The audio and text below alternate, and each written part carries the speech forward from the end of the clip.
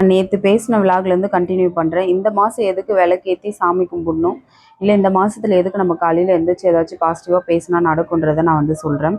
நிறைய ஸ்டோரி இருக்குது. எனக்கு தெரிஞ்ச ஒரு சில ஸ்டோரி வந்து நான் சொல்கிறேன். ஷார்ட்ஸில் முடிஞ்ச அளவுக்கு சொல்ல முடியுமா என்னன்னு தெரியல, ட்ரை பண்ணுறேன்.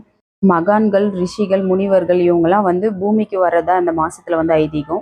அப்படி விடியற்காலையில வரும்போது பிரம்ம முகூர்த்தத்தில் தான் வருவாங்க. வரும்போது வந்து இருளா இருக்கக்கூடாதுன்றதுனால விளக்கேற்ற சொல்லுவாங்க. அப்படி விளக்கேற்றி நம்ம வந்து தெய்வ வழிபாடு பண்ணும்போது நம்மளோட வேண்டுதல் ஏதாச்சும் கண்டிப்பாக வைப்போம்.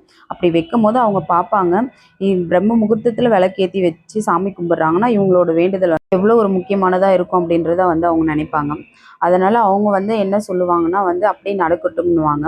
அவங்க கிட்டேருந்து அந்த வார்த்தை வர்றது பெரிய விஷயம் இல்லையா நமக்கு. அதனால் இந்த மாதத்துல வந்து நம்ம வந்து ஸ்பெஷலாக பேசும்போது ரொம்ப சீக்கிரமாகவே நடக்கும். அதனால தான் காலையில் விளக்கேற்றிட்டு பாசிட்டிவாக வந்து பேசணுன்றது எனக்கு தெரிஞ்ச விஷயம் நான் ஷேர் பண்ணேன். இது நிறைய இருக்குது பிரம்ம முகூர்த்தத்தில் வந்து விளக்கேற்றுறது. தேங்க்யூ.